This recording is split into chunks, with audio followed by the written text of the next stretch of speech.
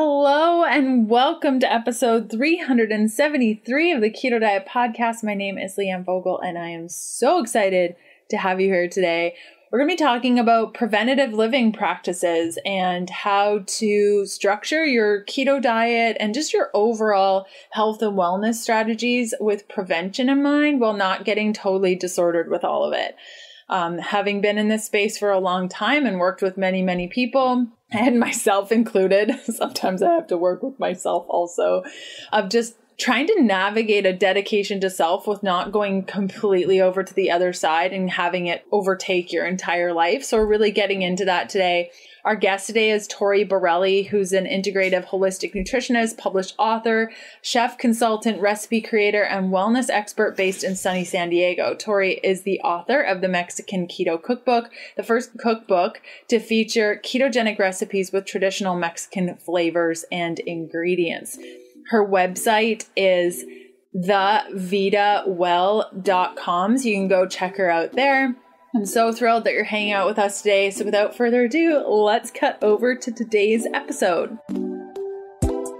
Welcome to the Keto Diet Podcast, the show all about keto for women so you can burn fat, balance your hormones, and heal your body. Starting and maintaining keto can be challenging without the right support. So just for listening to the podcast, I want to give you 20% off the Keto Beginning with the coupon code Keto Podcast. That's all one word. This 30-day program gives you a clear step-by-step how-to so you can quickly adapt to a ketogenic diet, avoid common struggles, and get the results you crave. Go to healthfulpursuit.com/begin to get your Keto Beginning discount today. If you're new around these parts, I'm Leanne Vogel. You may know me as the international best-selling author of The Keto Diet, founder of happyketobody.com, or maybe you know me as the nutritionist that likes dipping pork rinds in avocado oil mayo. I'm so glad you're here with me today. Thanks so much for listening. Hello, Torie. How are you? I'm great. How are you? I'm so good. I'm so glad you're on the show here with me today. I know. I'm sorry for lagging, but we did it. Yeah, we made it happen. We've been planning this for months, it feels like. It's been months, actually. The longest, slowest months ever. Seriously, it's like it never ends, but it's like good to like take a pause and assess new things. And I'm so glad with this pause, I've been able to actually interview people, and it's been really nice to just sit with another human and have a conversation. Yeah, I've done a couple podcasts, and the format that you had before I was a little bit intimidated to do it by myself, just because I felt like I couldn't be as engaging as like people would want to listen. Like people want real time. So I'm glad this worked out. Me too. Okay. So I have to know, first off, for people that don't know who you are, I'd love for you to share the ins and outs. I know I shared your official bio, but I always like people to introduce themselves too. And Sure. I love to know how you found keto, because I love hearing like people's keto origin stories. Okay. So it's interesting because like as a nutritionist, personally, because of my just health struggles and battles and things that I've just always am looking for the next thing or what's going to make me feel better. And I'm the kind of person that I will never tell anybody to do something unless I've done it. So I've done everything, literally, from a cleanse to, being vegan to paleo, whatever. So I started eating a high fat about probably 6 or 7 years ago. I had just gone down to nutrition school and was working for a doctor, and he was a cardiologist, and he was kind of anti, and I was like really into it. And so I was just kind of like, okay, I'm going to try this out. And the first thing for me was that like I was not hungry. And I don't know. I always had a fast metabolism. I always was like very active. And so I always was constantly eating, of course, healthy food, but it's like, I always felt like it was like, I was always having a snack and all these things, and eating keto, all of those things went away. And so I would say just like that, I started just experimenting with it. And then Bulletproof actually came into my life. I started doing consulting for them and getting a lot of free product. And so I started doing the Bulletproof coffee and with intermittent fasting. And so I just kind of was hooked, and then sharing it with people and seeing, how they were doing it. And of course, I don't think that, you need to do it all the time, like 100% of the time. But for me and most people, especially women, you're going to feel so much better just eating a higher fat diet altogether. It doesn't have to be necessarily quote unquote keto. I love that you mentioned that. That's something, as you've been doing keto for a while, because you said, what, 6 years? Probably probably. I'm really bad at time, but I think probably. Aren't we all? Definitely probably like 6 or 7 years for sure. Yeah. So I know like with my experience, when I first started keto, it was like, okay, I have to do it exactly like this. And I did it exactly. You did the same thing. Like, were you super into logging? Yeah, like logging everything, tracking everything, weighing everything. And it made me go crazy. Like I was insane I remember having a complete meltdown because I had weighed my broccoli, but I couldn't remember if I weighed it before I cut it or I weighed it before I wet it. Like I cleaned it and then I was worried and I had a complete anxiety attack. I'm actually glad that you said that because I know that I'm probably jumping way ahead right now, but like in my book, in the beginning, I write about, logging your food and how it had such it was a mental crutch for me. And it really kind of made me obsessed with food. And I mean, obsessed with food in a negative way and like weighing and calculating and logging. Like I do think that for some of my clients, like, they have no idea where calories are coming from. And so logging is like a very eye-opening thing. But for preventative living and just for overall like healthy eating, logging your food is kind of, is very, like a struggle for the mind and stressful. And so I write about that in my book. And that's why I didn't include nutritional analysis for all the recipes. Like I specifically did it for a reason. And I had people be so mean to me and give me 1 stars on Amazon because I didn't include nutritional analysis on my recipes. And it was super hard for me because it like really hurt my feelings, but it's real. Like it's a real thing that like, if you really need to download an app, download a free app and do it for a while, but it's not something that I like think that is very, necessary for long-term health. So yes, I know that I sat in front of the manuscript for my first book and my second book. Like, should I include the nutrition information? Should I not? I mean, I had nightmares about it. Like, if I do, then I'm feeding into the system. If I don't, people will be angry. And it's like, when used properly, I totally get it. If you're first starting keto and you're new to all this and you're like, I just need a template, 100% to know the numbers is helpful. But it's like the obsession that comes for addictive personality humans and just those with maybe a goal to lose weight and they're listening to all this feedback on people, it can get out of hand. Yeah, 100%. And like, it's hard for people that have like read everywhere, like if you don't hit your macros, like you'll never achieve goals. And it's so not true. Yeah, it's so not true. But it also takes time. Like, women listening to this right now, maybe a couple months or a couple weeks into keto, we're 6 years. Like I just celebrated my 6-year anniversary last month. And we're the same timeline. Yeah, exactly. Cool. Okay, awesome. And so it's going to look different. And I think the major takeaway that I took from all the book tours and meeting with women and working with them one-on-one was like, keto starts to change our bodies and change our minds and change our life. And we still think that we need to be following the same protocol. Like, but it worked for me in July of 2014. Well, girl, you got your hormones back online. You're going to the gym every day. You're feeling great. Of course, your keto has to change to adjust for the body that you're now in. And I think people have a hard time wrapping their head around that one. Oh, yeah, I 100% agree. And that's the thing with everything, right? Like the beginning, there's a learning process and you have to figure out what works for you. And, it's not just bacon wrapped in butter. And that's a big misconception as well, that once you kind of figure out, okay, like I love these vegetables with this and this is a great way for me to keep my macros at the level that I want and the level feeling the best. But again, like, especially women, for me, like I was super active when I was really doing strict keto, quote unquote. And like, I needed to hit specific macros, but then during my cycle, it would totally throw me for a loop and I would feel starving and I would just have all this like negative self-talk and all this stuff. And so I felt I'm going to do a little bit more carbs. And now knowing what I know, like I always, and I don't know if you do this with your clients or did this with your clients, but had them eat a little bit more, especially women during their cycle, have a little bit more carbs and they feel better altogether. The men don't need it as much, but that was something that really worked for me and nobody really was talking about that. Oh, I remember standing on the stage for KetoCon in like 2017.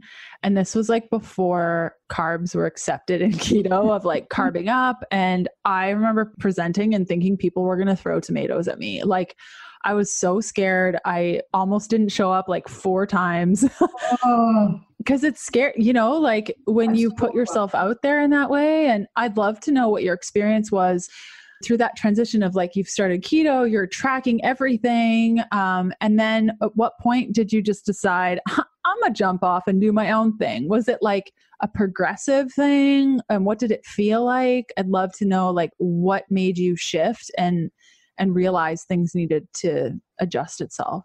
I would say that listening to my body, which is something I've had a really hard time doing, and I know most women share that, just because someone said that you need to do it this way is the way that I thought I needed to do it. And I'm super science brain. And obviously I love food. I love to cook and all those kinds of things, but I was really like sticking to my goals. And then I kind of like had to like take a mind reset. And, I would go like being really strict with being like, I just wanted to be social and go out, and I was single and doing all those things. And it's hard to, be strict keto when you're going out and trying to like be normal. So I kind of gave myself a break and started listening to my body. And I, like I said, I struggle with a lot of stuff, dietary, like just gut stuff and some anxiety and big hormone stuff. And I can't remember what exactly, there's probably a lot of books that went into it, because I'm one of those people that I'm constantly listening to podcasts and reading and trying to learn more for myself and for others. But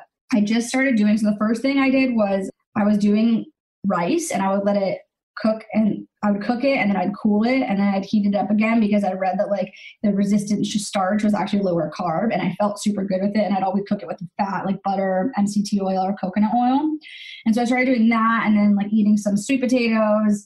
And, I come from a Mexican Italian family. And so my mom's side is Mexican, my dad's side is Italian. My dad was in the restaurant business. Everything we do revolves around food. And so when I would go to my parents' house, my dad would always be making everything from scratch. And, I just would kind of like let myself eat there. And I always was so scared that I was going to feel so sick, like how I used to when I was super young. And I didn't. And so I was like, maybe this is like you're making it worse than it actually is. Like if you're going to eat some carbs, like it's not going to be the end of the world. And I was actually checking my glucose. I was wearing a continuous glucose monitor, doing all those kinds of things, and really seeing that like 2 Siete Foods tortillas weren't going to throw me out of ketosis. So I was like, all right, I'm going to start to like experiment more with this.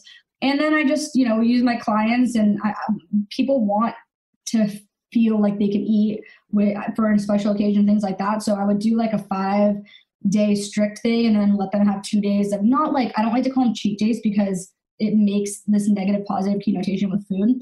So I like to say like, a little bit like something that you really love, or, cook a recipe that's fun and maybe not strict keto. And so I would see their feedback, and it'd actually be meeting their goals and just feeling better overall across the board. So I was like, there's something to this. So I kind of called it like adaptive keto is what I would say. And, it was still real food. It was still like vegetables and healthy stuff. I mean, I wasn't telling you to eat like white bread and stuff, but I saw, for me, I felt really good. And so for others, the same. Yeah, that's so good. And I love that. And I think people hearing that, it's really powerful of like, wait a minute, I actually don't need to follow this template. And something that you said too, when you were surrounded with your family, I like to think of the food that's created when I'm with family, or even people that I love, my chosen family, Right. food that's created with love, around love. And you're just sitting around the table, and yeah, there are carbs and sugar, whatever, but just like really truly being present there with your family, quote unquote, and you're surrounded by all these foods that were made with the intention of nourishing those that are loved. And I often think about that if I ever get like, it's so rare nowadays where I'm at a dinner party and I'm like, oh my gosh, I can't eat anything, panic. But if I do have those like little feelings, I'm just like, all this food was created by love. I'm surrounded by love, and I'm just going to let this into my body, and it's going to create, you set the intention before you eat. And I find that that's so different than when you're sitting at home with a tub of ice cream. You've had like the worst day, and you're just like pounding the ice cream, like, what I'm doing is so wrong. I hate my life. I completely agree. 100%. Like I read a really interesting article back when this was all going on, and I was just doing some self-testing, and it was like, if you're standing up at your desk, scarfing food, whatever that food is, and you're so stressed out, you're not even absorbing those nutrients. It could be that bowl of ice cream, or it could be lettuce. And so that was pretty eye-opening to me because, I feel like women especially have this really hard time with stress around food and like guilt. And I always tell people, I'm like, if you're going to feel guilty for eating that pizza, don't even bother. Thank your body for being able to like feel that yummy taste when you are chewing that piece of pizza, because you deserve it. And when you can wrap your head around that, then I really do believe that, like what you're saying, like the love that is being put in the food will go into your body. And I know that kind of sounds hippy dippy, but it's so, so true. And it makes you feel so much better afterwards too. Like momentously better, so much better. And so now, as a recovering human that had bulimia and anorexia and all the things, when I sit down with what I would have considered to be like binge food in the past, and I really just sit with it and I like look at it and I get present and I make a beautiful plate around it and I just sit there and like really enjoy it, I find I don't eat as much because I'm fully present and I'm not feeling the shame and guilt around the food that I'm eating. Because then, like if you feel shame and guilt, you're just going to want to eat more because you say you're never going to be able to have it again because this is the last time I'm going to eat pizza. I swear. Ugh. I know. And I was the same as you. Like I lived so many years, probably 15 years, where I was like, oh, I'm gluten-free, I'm dairy-free, I'm egg-free, I'm nut-free, I'm grain-free, and it was like, it really like affected my mental state because people would be like, you're making that up, or that's not a real thing, or, and I was doing gluten-free before gluten-free was even like a thing, and it was really, really a struggle because I didn't feel like I ever was normal.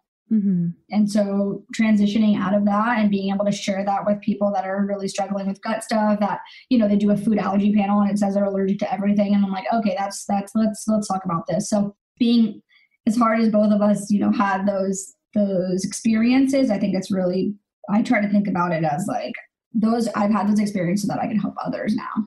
Completely. And I think dedicating one's purpose of like, I just want to help others. That was my biggest thing through writing books and programs and everything, is like, I just want to help one woman that's struggling like I did to not struggle like I did.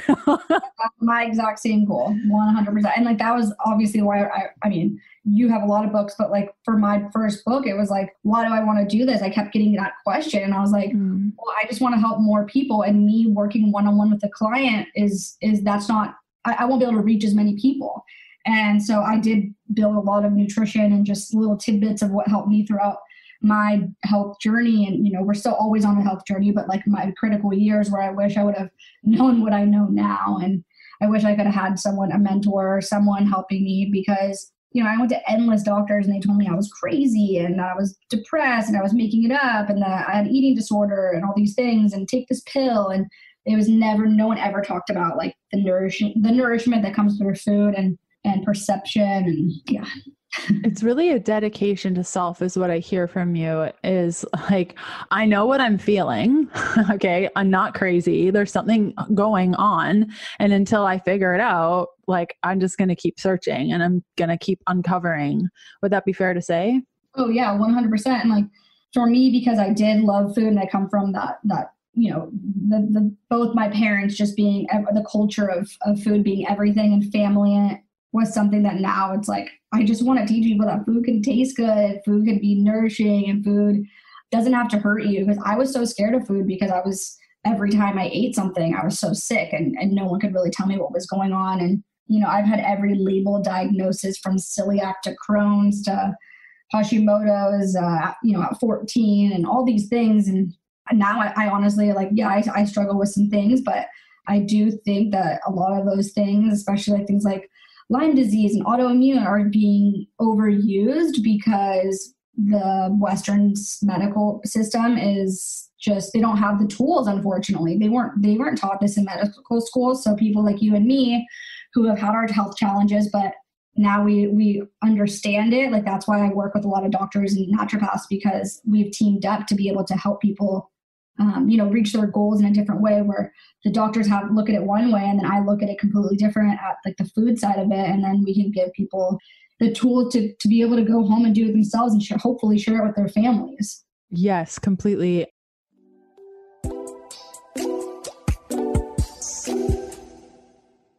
You're here because you want to get a handle on your health. And if you've been keto for any amount of time, you know that glucose management is the key to burning fat.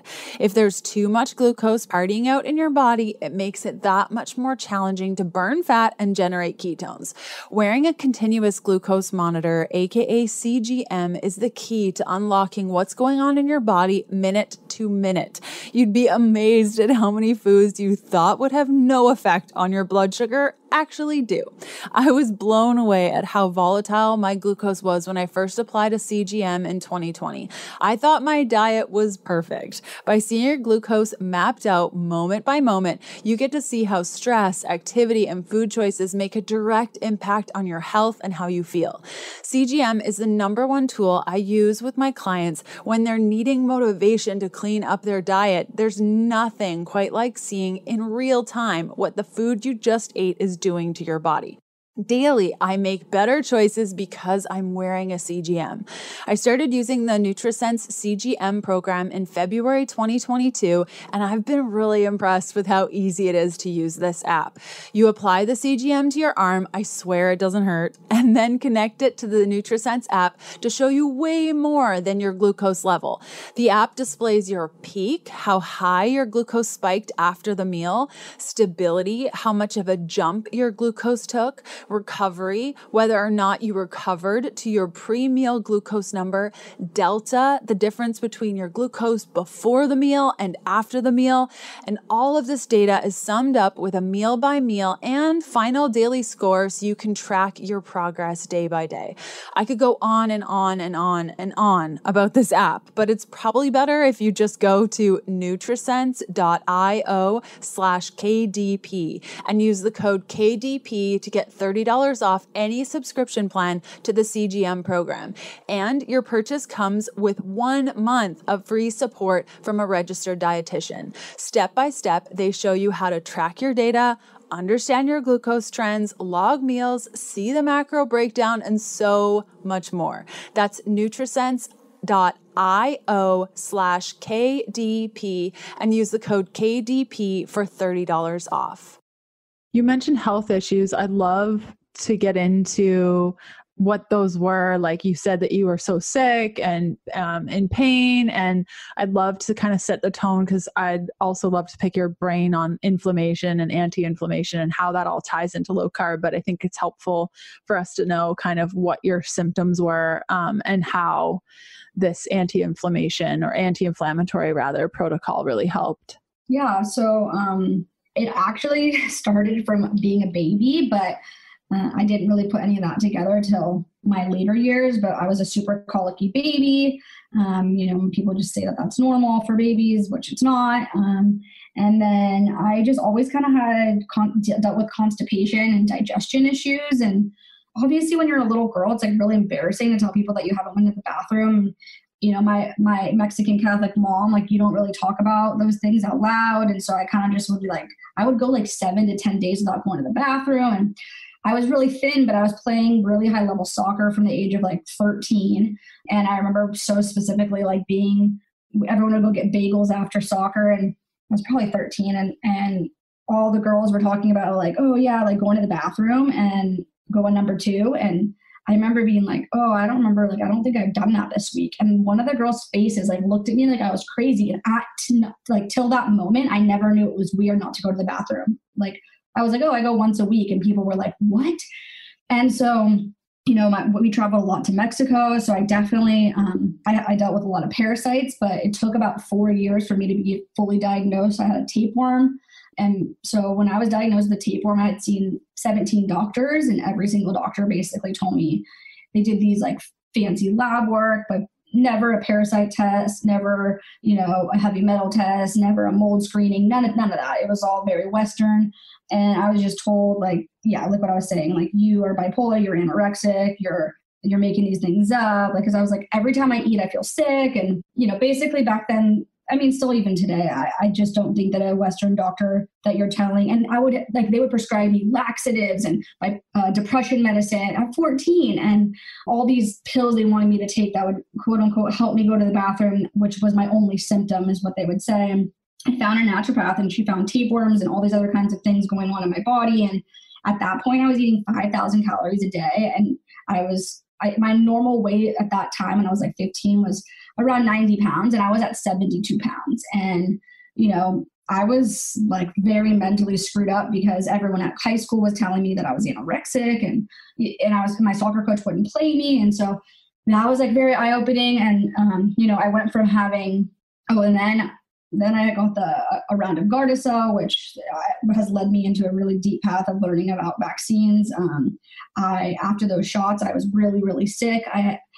Leading up to that, I didn't really have a normal cycle because of my weight and because of my exercise regimen for soccer. And after that, I was having crazy, crazy endometriosis, passing big chunks. And then I just like, I don't even know, really, really uncomfortable periods. And then I was put on like all these crazy birth controls and hormone pills to like stop my period. And, now I'm still struggling with hormone stuff. I've been on a hormone replacement because I'm trying to get pregnant. And it's crazy because I'm kind of jumping ahead, but like I got married last September and every time I go somewhere, people are like, are you pregnant yet? Are you pregnant yet? And it's like super uncomfortable because obviously I know how to, like, I've helped many women get pregnant that were told they could never get pregnant, but it's like so much more than just like having sex, and it's crazy because people, especially women that have gotten pregnant really easily or don't know a lot about hormones, like I think my whole thing from parasites and just having a gluten intolerance and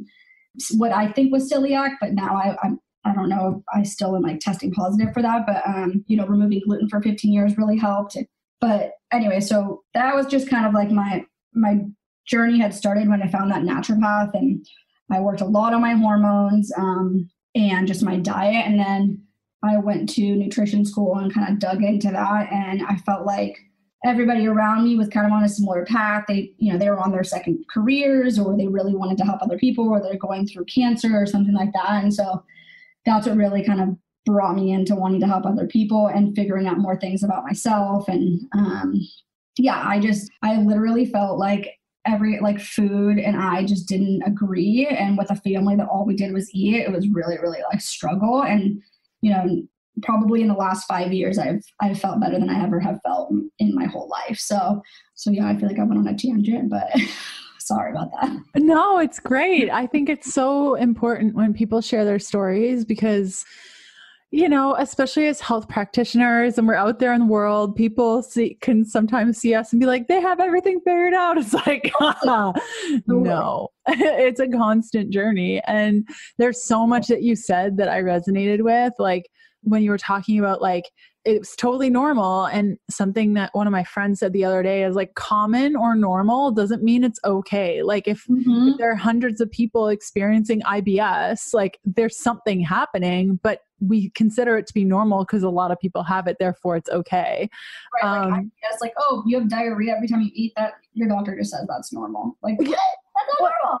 No, that's really not normal. That's not normal. Or like cycles. Like I have a friend who spots in between every cycle and has for 20 years. And I'm like, that's not normal. She's like, I've been to my doctor so many times. And he's like, it's fine. And I'm like, I mean, my OBGYN, now that I've just become more mature and understanding my body more and reading a lot of stuff, but, she would always just be like, I always said I want to go off birth control. Like, I just don't believe in it and the side effects, and I already have enough issues. Like, I don't need to throw any more issues. And we could go on down a whole road of birth control, but I'm not going to go there. But basically, I was just like, she just kept trying to give me pills. And I said, do you know what I'm in nutrition school. Like, I don't want to take pills. And it was just like, she kept telling me that it was normal and I wasn't the only one. And everybody, has really heavy periods that are so uncomfortable. Like, I would have to plan my schedule around my period probably for the last 6 years, where I was like hunched up over in a ball, and I wouldn't take Tylenol or anything because I knew how bad they are for your intestinal lining and just the side effects. So I would like just be in so much pain, like screaming, crying, like miserable for like two days for sure, every single month. And multiple people told me that was normal. And so, it's just crazy. And never did anyone tell me like, hey, like cramping isn't normal, or having like so much blood for 24 hours is not normal. And yeah, I just had a new client the other day, and she's super young, and she hasn't had a period in 10 months because they put her on this new type of hormone replacement and metformin. And they told her, oh yeah, it's okay to not get a period. And I was like, okay. So I like, now that I know so much, I'm like coaching her through that, but my mind is continually blown that women can tell other women it's okay to have pain, cramps, no period, spotting, all these things. Like, that's not normal. That means that something else is going on. And if you're just going to take something to make it go away, that means that you're just pushing those symptoms down, and you're not treating the symptom and figuring out like what's going on. Like, why are you bleeding out like that? Or why are you not bleeding? Or like, ovulation. Like, no one talks about ovulation. So, and I think I'm really passionate about that right now because I'm just going through it personally. And it's something that most women deal with. I would say like 80% of women have some kind of hormonal issue, whatever that issue is, whatever their goal is. But like, if you're not ovulating, you're not having a healthy period, like you can't be healthy. It's another vital sign. Yes, completely. And when you were talking about, I think all of this requires me to tell you about vaginal steaming. Have you tried it? Do you know about this? I've like seen it at like some of the Asian places where I've gotten massages, but no, I've never done it. Okay, so you need to go to kataralove.com. I'm going to send you this link after the show also because I'm so passionate about this. We actually I interviewed Kit, who's the founder of Katara Love, on episode 267. And I bought a steaming kit and I did it at home for a week, but it was so gentle and like so pleasant that I thought it wasn't working. I'm like, that like nothing is happening. And I haven't ovulated in 2 months, which is very like not right for me, and really not right for any yoni bodied human. And so I think it's really important that we understand, like you were talking about, like Western medicine and the normals, having things that are, I want to say, like a very old ancient practice that humans have been doing for hundreds of thousands of years. You might want to check it out just because it really helps with ovulation, imbalance in hormones, fertility. Like, this stuff is magic. So okay, I'll definitely send it to you. It's so cool.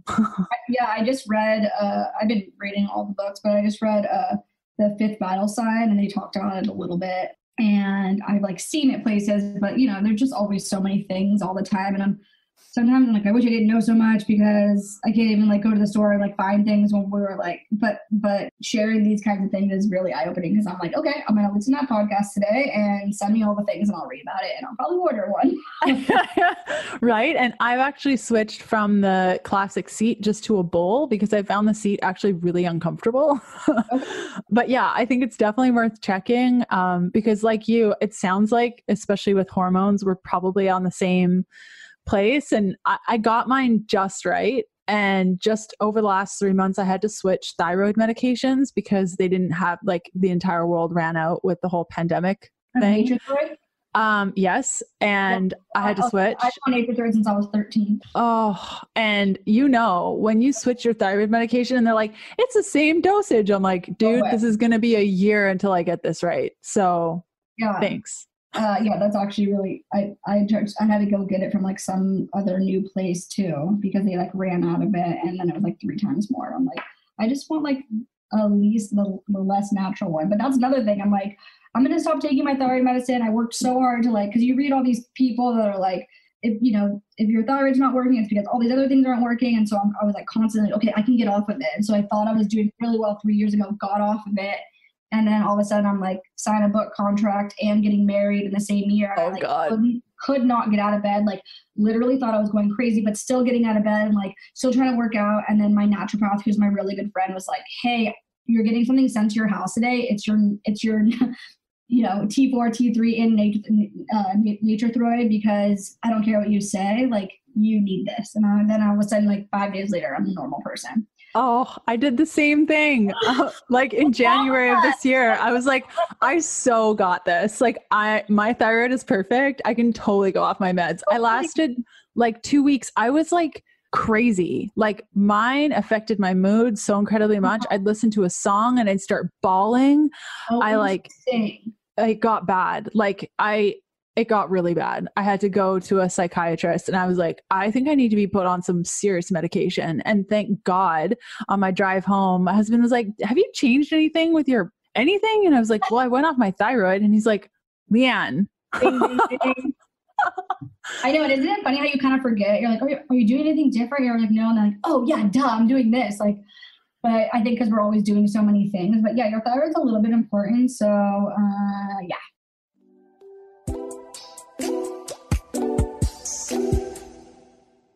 A while back, we received a question on the podcast about keto bars and how easy it is to eat 2, 3, or 4 bars in one sitting. Now, I've thought a lot about this for quite a while, and I too struggled with it to the point where I couldn't have keto bars in the house because I would eat far too many in place of preparing a proper balanced keto meal. There's some days where a take along with you bar is convenient and at times absolutely necessary. So I started looking for an alternative, something more balanced, and a bar that would deliver nutrients, not just a balance of macros, where my body would be satiated by one and not in search of more and more and more. I think one time I had 6 keto bars in one sitting and I didn't feel so good after.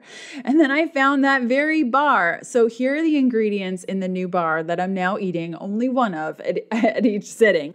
Organic cashew butter, organic tapioca fiber syrup, 100% grass-fed bone broth protein, organic dried apples, organic dates, organic pumpkin seeds, organic superfood blend, which includes organic kale, organic broccoli, organic spinach, organic acerola, organic wild blueberry, organic spirulina, organic ginger, organic turmeric, organic sunflower lecithin, organic cinnamon, organic flavors, Himalayan pink sea salt, organic rosemary extract, and monk fruit extract. Now, this is made with certified organic, if you didn't catch that, organic, antioxidant-rich superfoods, cold pressed, gluten-free, grain-free, soy-free, non-GMO, contains healthy proteins, fats, and vital nutrients, no added sugars, artificial sweeteners, or sugar alcohols. It's very low in natural sugars at 4 grams or less, depending on the flavor, and it's whole food based.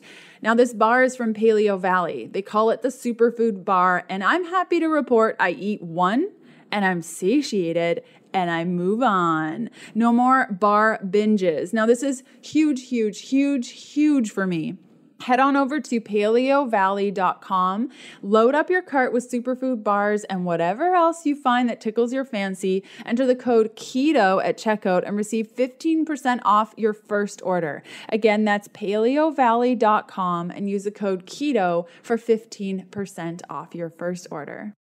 It's so important. And I really want to touch on this too, because I actually just had coffee with a friend last week who was diagnosed with Hashimoto's 3 years ago, and she refuses to go on medication because she doesn't want to be on medication. And I hear this a lot. And although I'm all for healing your body using herbs and vaginal steaming and literally anything, but sometimes medication is just needed. And I really want to drive that home, at least on there's a time and a place for it, right? There is a time and a place for it. And I tell people this about the thyroid, don't feel, because I used to feel super guilty, why isn't I working? And what am I doing wrong?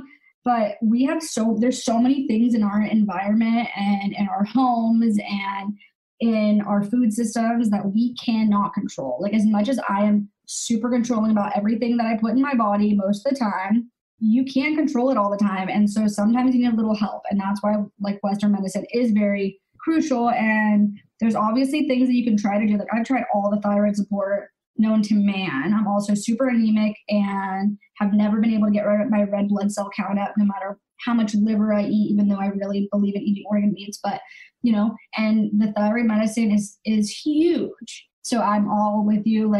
I would tell people to get on it because it's going to change not just your life, but your day-to-day struggles will probably feel a lot better. Oh, it's night and day. I am also really anemic. How's your vitamin D? Do you have a hard time getting that up too? It definitely is. I take way more than I even tell my patients to take. And mine is I actually just did labs last week after 6 months of doing some hormone stuff. And it was only at 54 and I take 10,000 IUs a day. Dude, mine's at 32 and I have not been able to raise it in 5 years.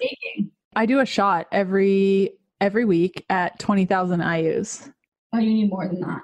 I think it's 20 or is it 50? I get really confused. I would take, I think it's 50 and take like 10,000 a day and see if you can get it up. Because 30, like that really can compromise your immune system. And with all this crazy stuff going on, vitamin D. Did you hear Dr. Rhonda Patrick? Do you listen to her? I do. Yeah. So did you listen to the podcast she did? I think it was with Joe Rogan. She's actually from San Diego. She is friends with my husband through surfing, but she talked about vitamin D levels, and they were talking about how, Mexican, Latinos, African Americans, how they were getting really hit hard by COVID. And like, they were saying, oh yeah, socioeconomic stuff, which obviously, but one thing that she said was in common across the whole board of people with darker skin, because you have less melanin, because you absorb, when you're in the sun, you absorb less vitamin D. And because you have more melanin, because your skin's darker, you absorb less vitamin D. So across the board, they all had very low levels of vitamin D. Isn't that interesting? So fascinating. I love that. I have everyone on vitamin D. I mean, I know there's a lot of stuff you can take right now, and with COVID going on, but vitamin D is something that everybody should be taking and should be looking at. And that's one thing I say, like a Western doctor would be like, oh, you're fine. And then like, when I look at it, I'm like, you're not fine, So it's good to just be aware of those things. But yeah, anemia is something I was born with, and my dad's whole Italian side of the family has thalassemia. So I've had like injectables. I've drank like the Floridex, done the red blood cell builder, all of that. And the only thing that really makes me feel better is eating organ meats and making sure that I'm on my B vitamins. Yeah, same. It's so fascinating. Like, as you learn more and more about your body and more about health, like how quickly you're able to adjust things. And I said the other day on Instagram, just on a story, my estrogen's a little bit lower than I need it to be. And I felt so empowered to be like, okay, my estrogen's a little bit low. I know exactly what to do. I don't need to ask anyone. I don't need to do any research. I just know what to do. And it feels so empowering, and you feel so powerful and in control of your life. And it's really the greatest gift you could ever give yourself, is the determination and the commitment to your body, and just working toward getting yourself into a balanced space, whatever balance may look for you and your body and your abilities in this moment. But that gift that you give yourself of understanding how a body works, how your body works.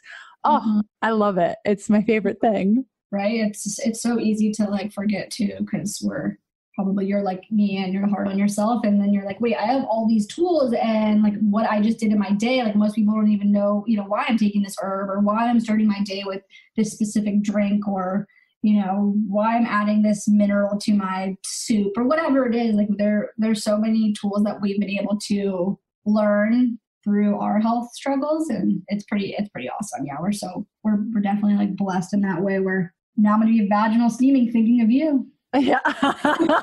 It's not something you hear every day. Okay. So we've chatted a lot about nutrients and food. I'd love to like pick your brain on like the preventative living piece of, cookware to cooking temperatures. Like my family's so bad with that. Like just burn the shit out of a steak. And you're like, no. Yeah. So it's interesting that you said that. I thought you were going to say burn the shit out of the pan, but like I went to a friend's house recently, and she's like, great. They do anything I say. They're like my best clients, even though they're just my friends, but they're like, when you feel good, people are like, oh my God, like you said this and I did it. It's like, wow, someone's listening. Like that's awesome. And parents are the hardest for sure, family. But people just don't make a connection with like cookware. And if you're using an aluminum pan, I mean, look at the rate of Alzheimer's and brain issues, brain fog, cognitive issues that we're experiencing from ADD with a little kid to all the way to Alzheimer's. So aluminum, Teflon, all of those things go right into your food. They leach right into whatever you're touching. Plus, so often do I see people using cookware that has scratches in it, which is crazy.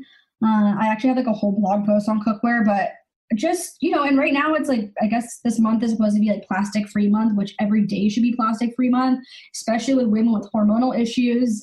Both of us, plastics are hormone disruptors. So remove plastic, try to use it as little as you can, not only just for us, but for the environment.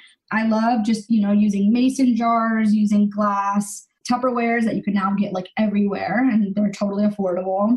I love stasher bags, which are silicone bags. I don't cook with them. I know you can, but I'm still a little sketched out by silicone going in my food.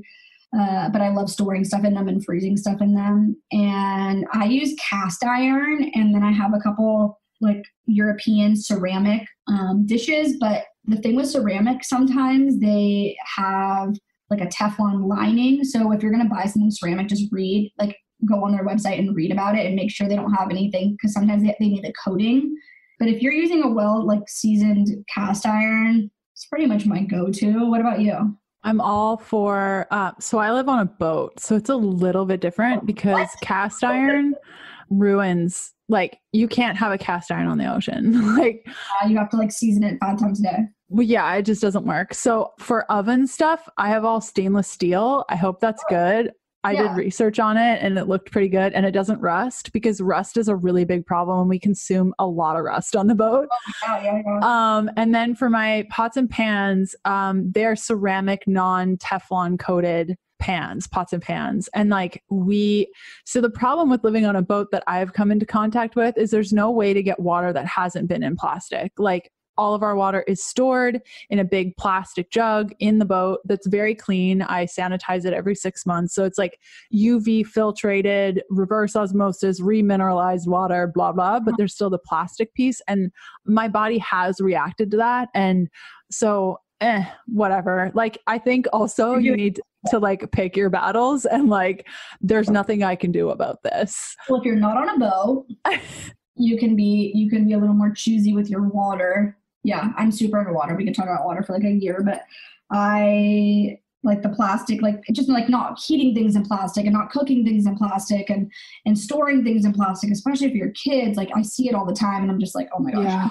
The saran wrap over top of I know. God. Or what about people cook things in aluminum? I watch people, especially, I feel it's kind of a guy thing, wrapping some stuff in aluminum and throwing it on the barbecue, or we were just camping and all the boys were doing that. And I buy the hippie aluminum, but still you don't just use parchment paper, or just put it on a baking sheet, a stainless steel baking sheet. So yes. Cookware. Okay. So preventative living to me is the biggest thing that I think most people overlook, because nobody ever thinks it's going to happen to them. Obviously we feel different because we've had the struggles already, but I can't even tell you how many. I probably get 1 or 2 cancer referrals a week. And once you've had cancer, you probably have you usually have a lot of other things going on. So it's not just okay, we're going to help with your nutrition. I'm going to look at your lab work and we're going to go from there. It's whoa. We literally need to do all of the labs and, look at your home and what your toxic load is and all these things. So, I'm just constantly telling people, don't you want to, if you don't have your health, you have nothing. You can't even have any fun, if you aren't healthy, it's life is really shitty. Sorry to say that, but it's kind of true. So don't wait until you're sick to make changes for you and your family. I see so many sick little kids, and it starts from what they're eating at home, and the amount of sugar is the biggest thing that I feel people just have no connection with. They're drinking these sugary drinks even though they're organic or whatever. And then so that's huge, is just being a little bit more cognitive of making healthy lifestyle choices now. I do not like to use the word diet or all these food trends that are going on. And that's something with my book that I was kind of struggling with, the word keto on the cover, because I think people think that keto is, or people assume that keto is just, like I said before, fat, cheese wrapped in bacon, and that you have to log your food and you have to be super strict. And my whole book's philosophy is anti-inflammatory living. So if you can, every single day do a little bit more to reduce your inflammation, you are going to already be hacking that preventative living that I was talking about. So you mentioned earlier, what have I done to reduce my inflammation? And I just want to touch on inflammation really fast because I think people think like, oh, I'm not inflamed. And it's like, do you have eczema? Do you have, do you get bloated after eating? Do you have pain? Like all of those are inflammatory responses that's happening in the body. So just because, you have perfect skin, but maybe you have diarrhea after eating, like that's inflammation. So I've never met a person that doesn't have inflammation. So if you can, and cancer, that's an inflammatory disease, right? So I think that people need to understand like, okay, we all have inflammation and how do we combat that?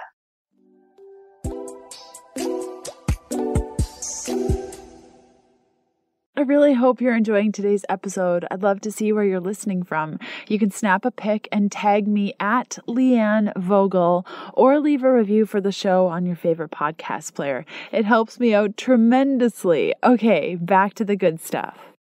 Yes, completely. How inflammation shows in my body is psoriasis. Anytime I have just the slightest bit of corn starch, any grains, I get psoriasis on the crown of my scalp. Have you had that for a really long time? Oh, since I was little, but psoriasis was all over my body. It was so bad. And I didn't know until probably 5 years ago where I was like, oh, every time I eat grains, I get psoriasis. So I always know if I've overdone it, if we eat out and I can be so careful, but then the next day I'm itching my scalp and it hurts so bad. And it's oh, it's terrible. But you go to a doctor and they're like, yeah, just use this shampoo. It's fine. Yeah. Use this horrible cream that has all these other side effects. It's going to overtake your liver.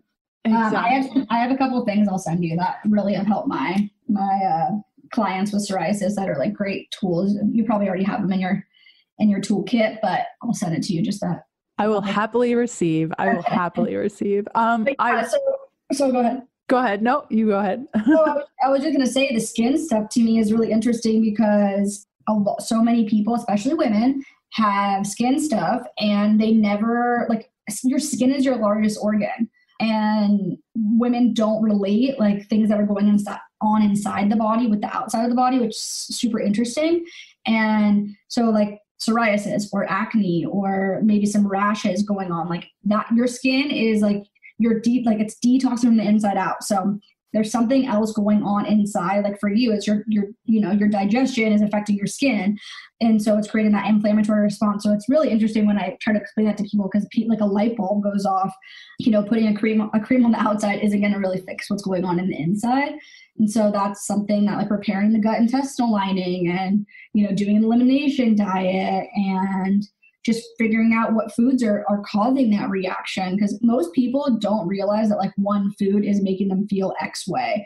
And that's really hard. So that's one thing I'm okay, if you get a migraine, I keep getting client or people that are reaching out that have migraines. I just had one yesterday and I was okay, well, every time you get that migraine, write down the last 24 hours of food and we're going to start to make a connection. And they're oh, it's not related to food. I don't have a food allergy.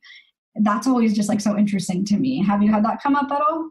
Oh yeah, all the time. Yeah. All the time, especially with my husband. It's so fascinating to witness his relationship to his body because he's never really quote unquote had any problems. Same. And to watch, for probably the last couple of weeks, he's been having a lot of gastrointestinal issues. And I know that he's really sensitive to coffee. And I've told him this a bazillion times. And, he'll stop with coffee and then he'll start again. And then he'll, be running to the bathroom directly after drinking coffee. And I'm so how are you feeling? He's I'm fine. I'm yep. Oh, okay. And I'm what about coffee? He's no, I'm not allergic to it. I'm okay. Oh yeah. Okay, sure. Sometimes, yeah, I've had that. I've had family, I've had clients, I've had a lot of people just say, well, it can't possibly be food. And I don't think it's not them thinking this. It's the medical community and improper training. Think of health class as a child and what we learned in health class. It was a total joke. The food pyramid, just eat grains and exactly. In Canada, it was something different. We had a pyramid for the first couple of years, but then we upgraded to something else. And I honestly couldn't tell you what it is. Some other type of food pyramid. Yeah, there were lots of grains and a lot of dairy. And so, yeah, just understanding what's what feels good in your body is so incredibly important, and people don't make the connection. And that's one of the reasons I got started with Healthful Pursuit and sharing what I did way back in when did I start the blog? 2008 of like, Oh, wow. It's been a while, my friend, of like really trying to show people like, if you're having symptoms, like this is not normal. And you know, the pain and the inflammation and all these things, this is not normal. And here's what it can feel like. And it's an ever shifting experience, you know, like everything we've chatted about today. It's not like you change one thing and all of a sudden you've reached the peak and then it's easy and all the things. And it's a constant evolution. And I think at first, when I got started with nutrition, I was really overwhelmed, getting diagnosed with celiac disease when I was like 20. And I was like, I don't care and I don't know, and this doesn't impact me. I don't care. It can be really overwhelming to make big changes. And that's why, and total segue to your amazing book, can you tell us about your book? Because I think it really helps connect people with the pleasures of food, the knowledge of nutrition. I'd love to spend some time you just sharing your beautiful masterpiece. Thank you. Oh, yeah. You know firsthand how hard a book is. And it's kind of like, I mean, I don't have any kids, so it's kind of like my first child. So I said when I was reading those Amazon reviews, it was like a knife in my chest. But, I wrote this book because I love to eat. I love food. I love everything that has to do with food. Like we talked about, just family and friends and, just creating something that you love that you could share. And, Mexican food is across the board, I think, something that everybody loves. And it's actually ancestral. Like if you look at what Mexicans were eating for the last couple hundred years, it actually is pretty keto. So wild fish and game and just lots of veggies from the garden, lard, butter, things like that. And, tortillas and beans and grains, that's kind of like a new age thing. It's more of a Americanized, like a lot of the Mexican food you see in America is definitely not what they're eating. Unfortunately now, because of the United States, we've really poured over our bad habits over the border and created this sugar-laden, carb-heavy diet. And so I worked with a lot of people with diabetes and obesity. I worked in, a place where we only saw people that were really struggling with metabolic syndrome. And just, I kept seeing a common theme. Like I would see 30 to 40 people in a day for nutrition, and they would see the cardiologist and the doctor, and then they'd see me. And I kept seeing the same thing. Like people didn't know what to eat. It was so overwhelming. And so my whole goal of my book was to make food attainable, make people be able to understand like where inflammatory foods come from and what that means, how to make tasty, delicious food really simple. And then you can kind of create your own from that. So the book is comprised of lots of nutrition, little tidbits. So if you do read through it, like you're going to get some basically a lot of free info of my years and years of studying on myself and others and reading and learning. So make sure you take that in, because I think a lot of people, I've just gotten so many notes from people saying they've read my whole book and it was like an eye-opening experience. They were so scared of fat, and through the 90s we were pushing low fat, and fat not only has the flavor, that's where the taste is, but it has so much of the nutrients, and a lot of the low fat-free foods are just so, like, you have to make it taste good, so they're just filled with sugar. So I talk about that. I talk about how to use fat in the kitchen and oxidation and all those things that happen when you're and just ways to cook in the kitchen and little hacks. And then it's filled with tons of vegetables, tons of seafood, meat. So if you're vegetarian, the book is great for you too. Definitely if you're like a super strict vegan, it might be a little bit hard. That's not something I promote, and I see a lot of people with issues that struggle with that. But the whole ketogenic Mexican cooking is just a high-fat, anti-inflammatory food, ways to cook food. And I do have a little chapter in the back that I named No S Keto, because I couldn't write a keto book without having some some of my grandma's recipes, like rice, where I have one with rice and one with cauliflower rice. I have like a bean recipe. I have like a super yummy quesadilla with like squash and hibiscus flowers, and like some enchiladas and things like that. But I give ways to, use maybe an alternate tortilla, which I have a recipe for that uses coconut flour and cassava. And yeah, like the whole book is very simple recipes. There's nothing that's, too difficult. And I love cookbooks. I love cooking. I have so many books, and sometimes I feel really overwhelmed when I open a book and I don't have one of the ingredients, or when something is hard or I don't understand it. And so I normally would never pick that book up again. And so that was my goal, is that if you pick my book up and you read it, you'll have or all of the ingredients. And once you cook on my recipes, it's so simple and so satisfying that you'll want to cook more. And that's like a lot of the feedback I've been getting. So I'm super stoked that like I was able to create that across all of the different chapters. I have tons of little snacks and salad dressings and sauces that are like go-tos. And I am assuming you probably meal prep too. Like meal prep is something not only good for just busy people, but like families. And, we're all super busy in our own ways, whether you're working at a desk job or you just have a family to feed. So I'm constantly making a bunch of sauces and dressings, because then when you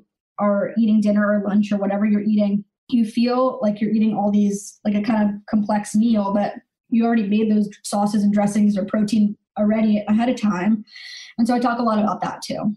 It is such an epic quest to undergo creating a book, especially a good book. And like, I just want to say mad kudos to you for creating this, because like, especially going off your thyroid medication and also getting married and like all the things, like I did not appreciate how much time, energy, and like your heart, soul, blood, sweat, tears, everything is put into this masterpiece. And just to hear you talk about it, like you can tell how much attention you put into everything. And I just wanted to take a moment to appreciate that, because it's like such a big deal. So congratulations. Isn't it crazy though? Like you go into a store or like you go into a boutique and there's like books everywhere and you're like, well, all these people did it. Like, why? It can't be that hard. And like, I mean, it took me probably, I would say almost 3 years to even get someone to even read my proposal, because they're like, oh, you don't have 500,000 followers on Instagram and you're not a model, you're not a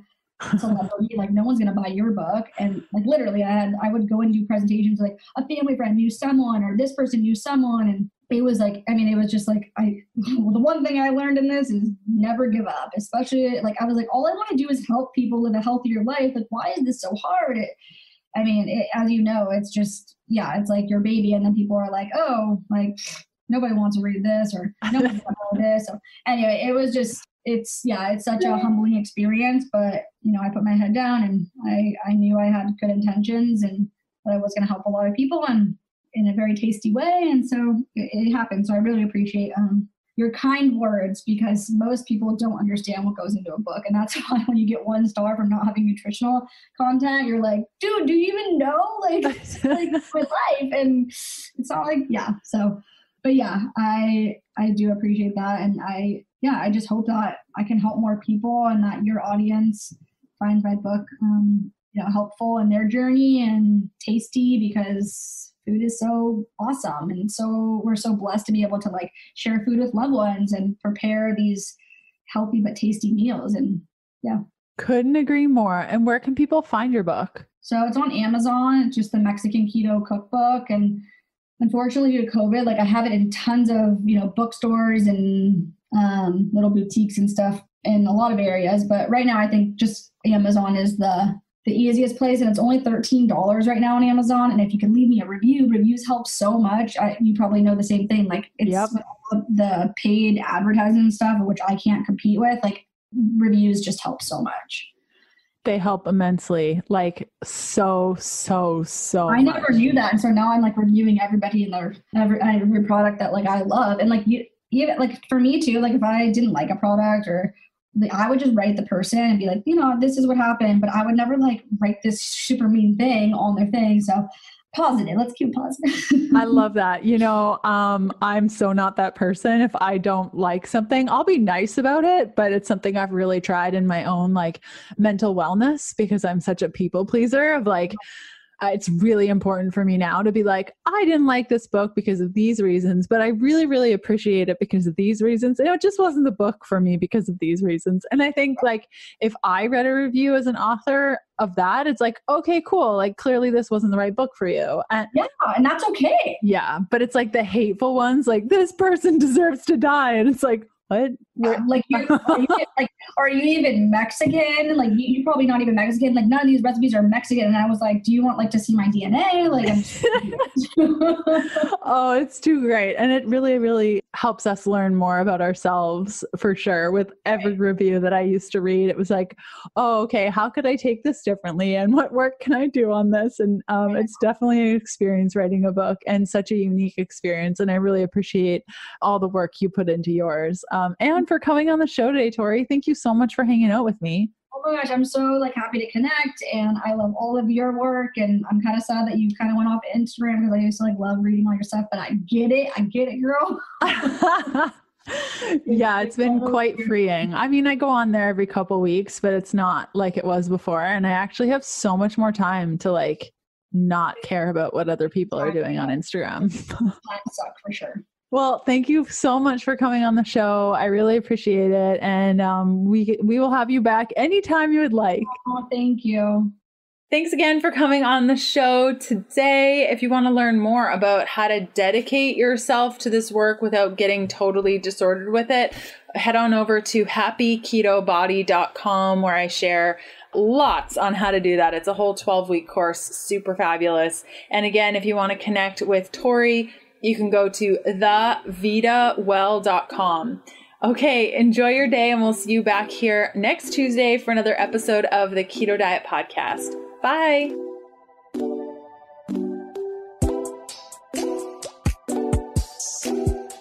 Thanks for listening to the Keto Diet Podcast. Join us again in a couple of days to discover more keto for women secrets for your fat-fueled life.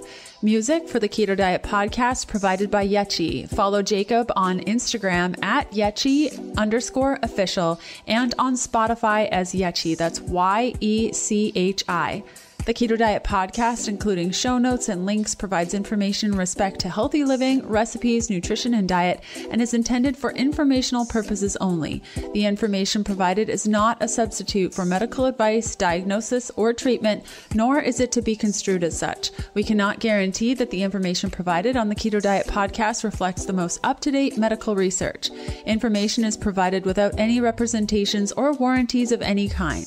Please consult a qualified physician for medical advice, and always seek the advice of a qualified healthcare provider with any questions you may have regarding your health and nutrition program.